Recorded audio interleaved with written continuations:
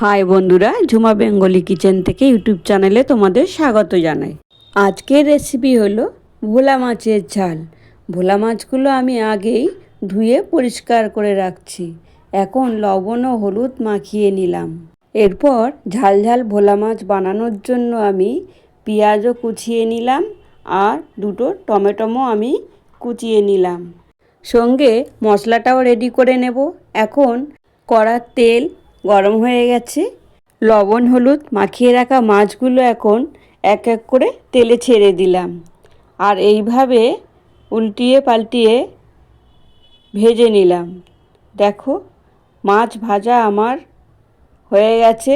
এবার মাছগুলো আমি এক এক করে তুলে নিলাম।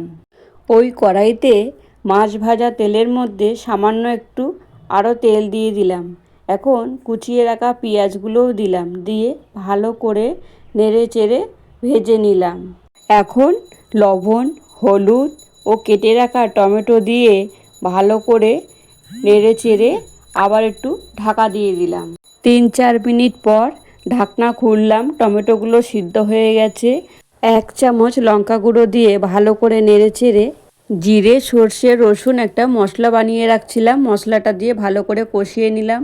আর দেখো, মশলা থেকে তেল ছেড়ে দিয়েছে। এখন জলও দিয়ে দিলাম, ঝোল ফুটে গেছে।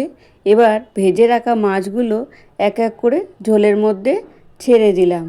নামানোর আগে গ্যাসের ফ্লেম বন্ধ করে একটু গন্ধরাজ লেবুর রস আমি চিপে দিলাম।